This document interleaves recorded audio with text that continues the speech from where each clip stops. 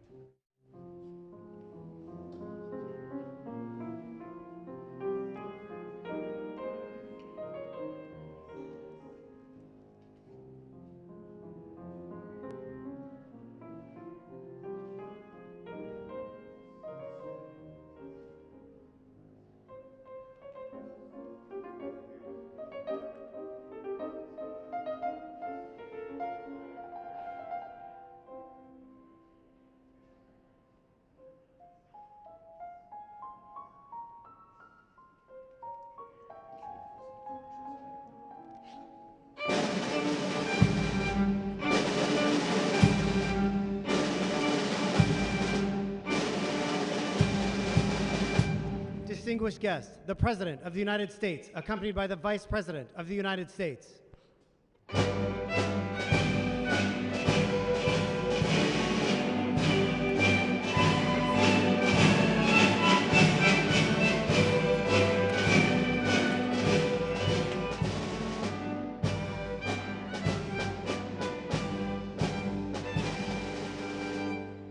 Good afternoon, everyone. Please have a seat.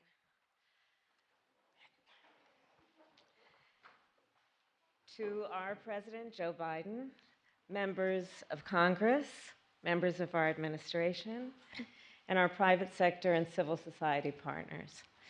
As leaders from government, civil society, and the private sector, I believe we have a moral, ethical, and societal duty to make sure that AI is adopted and advanced in a way that protects the public from potential harm and ensures that everyone is able to enjoy its benefits. Since we took office, President Biden and I have worked to uphold that duty.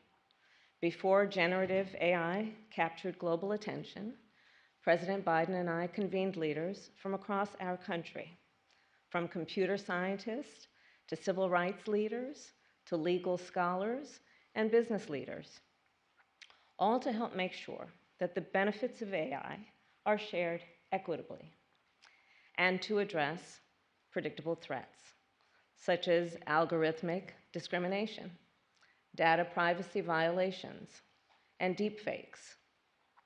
We named it the Blueprint for an AI Bill of Rights, after which President Biden and I had extensive engagement with the leading AI companies to help ensure the private sector commits to the principles in the blueprint, and to establish a minimum baseline of responsible AI practices.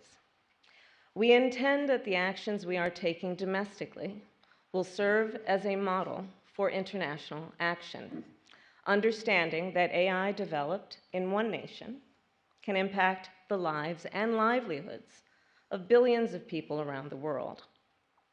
Fundamentally, it is our belief that technology with global impact requires global action. Tomorrow, I will travel to the United Kingdom to represent our nation at the Global Summit on AI Safety.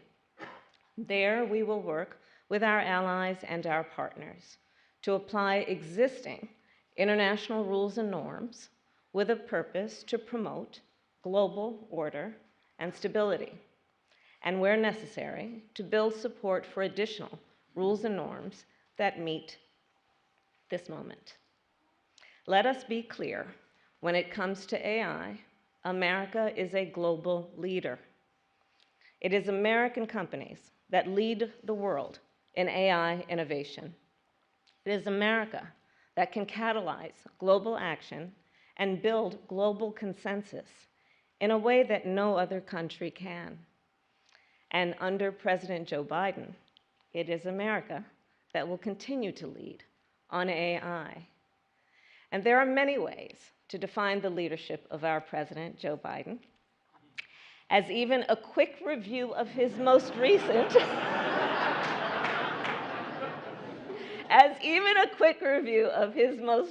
victories makes clear.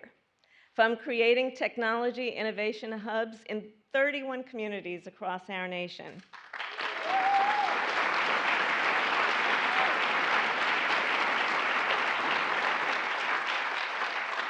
to expanding America's semiconductor industry,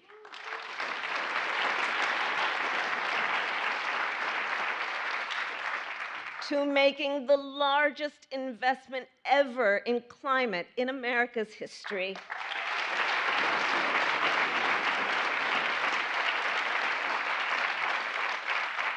So just a few points to say that President Biden is a leader with a vision for our future.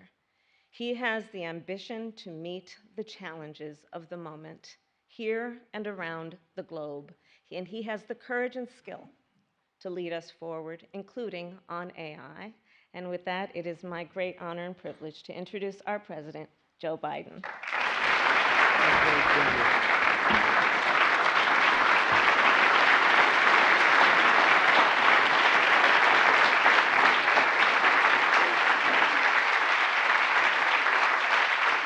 Thank you.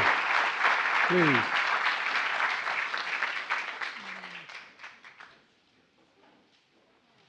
I'm going to remind you of that. I'm teasing.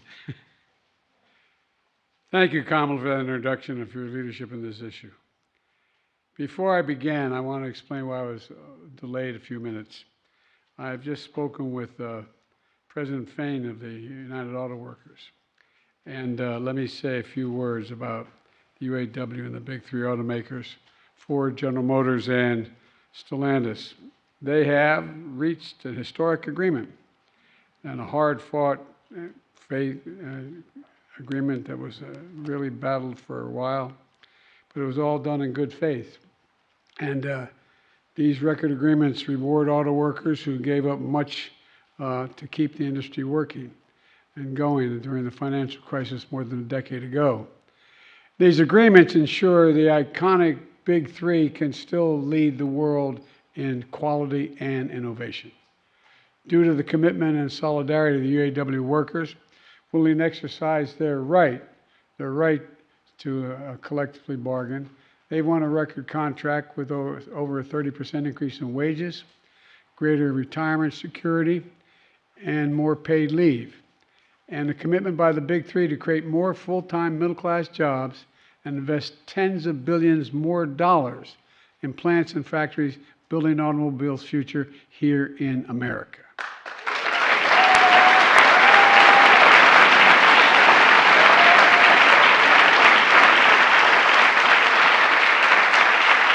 I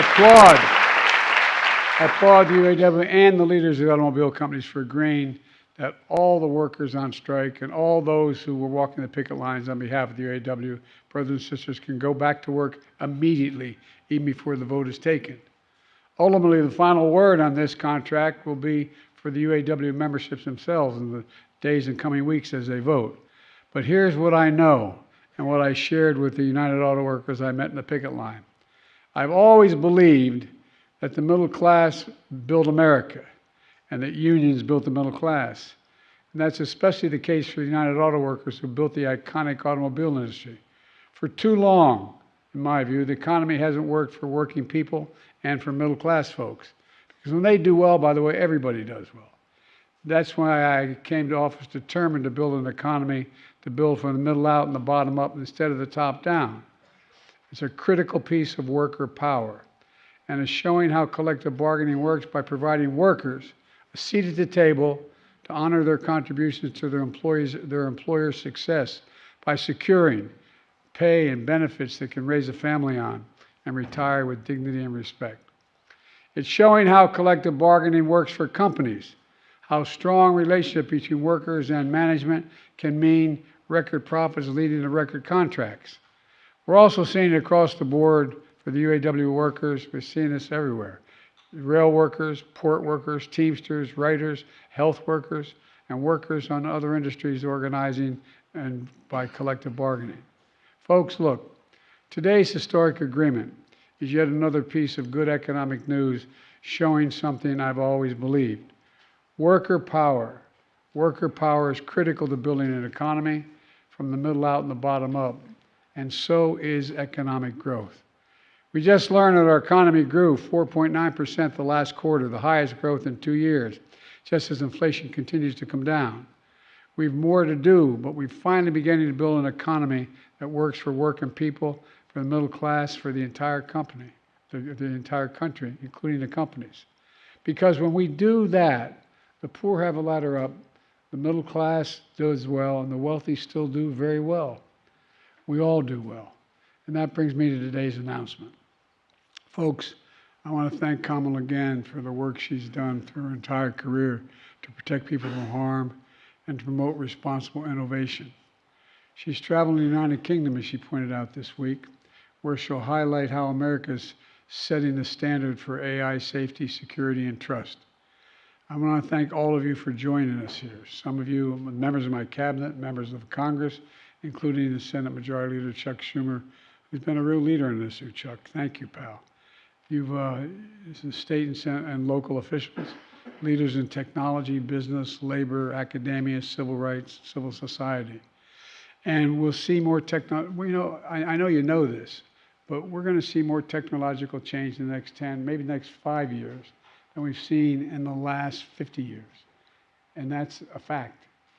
And the most consequential technology of our time, artificial intelligence, is accelerating that change. It's going to accelerate it at warp speed.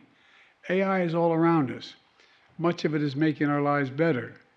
And AI is helping the National Weather Service predict weather events, helping the Webb telescope manage 500,000 miles of galaxies away, billions of light years away. I found it when I turned on my phone and saw that. I thought, my God, what is this? Science fiction. I'm serious. Didn't you have the same thought when you saw it? AI is helping millions of commuters find the shortest route home as well. But, you know, in some cases, AI is making life worse. For example, using teenagers' personal data to figure out what will keep them glued to their device. AI makes social media more addictive. It's causing what our Surgeon General calls a profound risk of harm to their mental health and well-being. Over the past years, Kamala and I have met with a range of experts, many of whom are here today, and thank you for coming, here today on the risks and the incredible opportunities of AI. One thing is clear. To realize the promise of AI and avoid the risk, we need to govern this technology, there's no other way around it, in my view. It must be governed. That's why we're here today.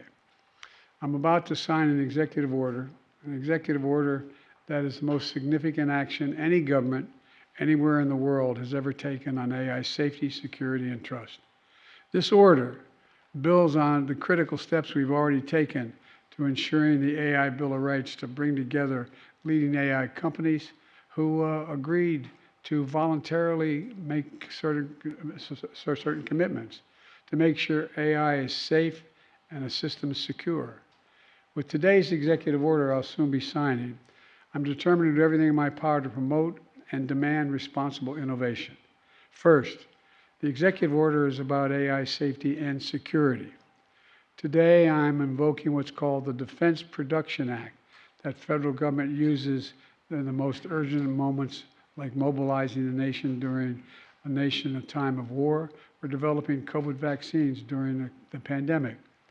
This executive order will use the same authority to make companies prove prove that their most powerful systems are safe before allowing them to be used. Before allowing them to be used. That means companies must tell the government about the large-scale AI systems they're developing and share rigorous independent test results to prove they pose no national security or safety risk to the American people. At the same time, I'll direct the Department of Energy to make sure AI systems don't pose chemical, biological, or nuclear risks at the same time. Look, in the wrong hands, AI can make it easier for hackers to exploit vulnerabilities in the software that makes our society run. That's why I'm directing the Department of Defense and the Department of Homeland Security, both of them, to develop game-changing cyber protections that will make our computers and our critical infrastructure more secure than it is today. And that's why my administration has taken decisive steps to prevent these cutting-edge AI chips from being used to undermine our national security, which is possible. Second, the order is about making sure that AI systems can earn the American people's trust, the people's trust around the world. All too often it's already happening. AI devices are being used to deceive people. Deepfakes use AI-generated audio and video to smear reputations, spread fake news, and commit fraud. With AI, fraudsters can take 3 second, and you all know this, 3-second recording of your voice. I've watched one of me on a couple of things. I said, when the hell did I say that? But all kidding aside, 3 seconds recording your voice and generate an impersonation good enough to fool, I was going to say your family, fool you. I swear to God, you take a look at it. It's mind-blowing. And they can use it to scam loved ones into sending money because they think you're in trouble. That's wrong. Everyone has a right to know when audio they're hearing or video they're watching is generated or altered by AI. Thanks to this order, the Department of Commerce is going to help develop standards to watermark and clearly label AI-generated content. Just say that's how it was generated, AI-generated. That way you can tell whether it's real or it's not. And when your loved ones hear your voice on a phone, they'll know it's really you. Trust matters. Trust matters. Third, this executive order is about protecting your fundamental rights like privacy. Without safeguards, AI can put your privacy at greater risk. That's why I've called for new protections on your personal data. With this executive order, my administration is going to help develop leading-edge technology that make those protections as strong as possible. Look, privacy is not the only right at risk. Without the right safeguards in place, AI can lead to discrimination, bias, and other abuses. That's why, with the help of civil rights leaders here today, this order directs several actions to protect Americans' civil rights and their safety. That means clear guidance for landlords and federal contractors and federal programs to prevent the bias in AI tools that can be used to make decisions on whether or not someone qualifies for housing or benefits or a job. We'll develop the best practices for AI use to ensure fairness in the criminal justice system as well. And when appropriate, the Justice Department and the federal civil rights offices will investigate and prosecute AI-related civil rights violations. The fourth thing this order does, it will ensure that emerging technology works for consumers and for workers. For example, to protect patients, we'll use AI to develop cancer drugs that work better and cost less. We'll also launch a safety program to make sure AI health systems do no harm. To protect workers, this order directs the government to help make sure AI isn't used to shortchange workers. I've also asked for a comprehensive report on the potential impact of AI on the labor market and how to help workers whose jobs have been disrupted. We're going to support workers in every industry by defining their rights and defending them to a fair way to organize and as these other more technologies emerge. And finally, we're going to make sure America leads the world in innovation and attracts the top talent to stay at the cutting edge. And because AI's challenges and opportunities are global, we're going to keep advancing American leadership globally. In meetings around the world, I've heard from leaders, and I've been going around the world a lot lately. It's good to be home. And we're looking, but leaders around the world, as they approach me, I mean in any country, they ask, is the United States going to show the way in AI? Will the United States lead? I'm sure Kamala's going to hear this when she's in the United Kingdom later this week. And we'll continue to work closely with allies and partners, including the United Nations, the G7, and the G7, which just set out the first ever international code of conduct to safely guide AI development. Look, let me be clear. This executive order represents bold action, but we still need Congress to act. We need Congress to act. I want to thank Senate Majority Leader Chuck Schumer here. Chuck, you've taken the reins in this issue like no one else could. You've developed legislation to harness the power of AI while keeping Americans safe. Tomorrow, I look forward to meeting with you and the bipartisan group that you've put together to bring down to the White House to underscore the need for congressional action. I'm going to continue to call on Congress to pass bipartisan legislation, to stop big tech from collecting personal data on our kids and teenagers online, to ban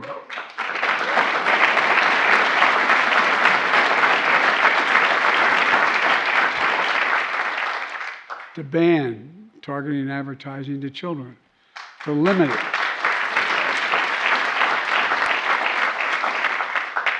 The personal data these companies collect on us. Folks, let me close with this. We face a genuine inflection point in history. One of those moments where the decisions we make in the very near term are going to set the course for the next decades. And with the position we lead the world in the toughest challenges and the greatest opportunities, look, there's no greater change that I can think of in my life than AI presents as a potential. Exploring the universe, fighting climate change, ending cancer as we know it, and so much more. As artificial intelligence expands the boundary of human possibility and tests the bounds of human understanding, this landmark executive order is a testament to what we stand for: safety, security, trust, openness, American leadership, and the undeniable rights endowed by a creator that no creation can take away, proving once again that America's strength is not just the power of its example, but the example of its power. Look, I know we can meet this moment with hope and not fear because of all of you, and I mean this sincerely because all of you here today, many of you are the originators of this technology. And all across America, the people are focused on this. You're the reason why, and I mean this sincerely, you're the reason why I've never been more optimistic about America's future. We just have to remember who in God's name we are. We're the United States of America. And there is nothing beyond our capacity when we do it together. So God bless you all, and may God protect our troops. Thank you, thank you, thank you. Now, I'm going to go over and sign that.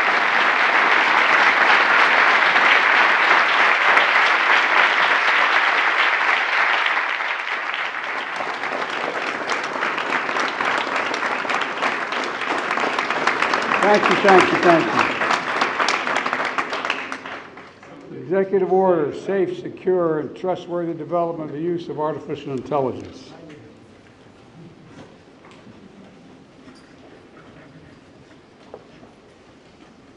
Thank you.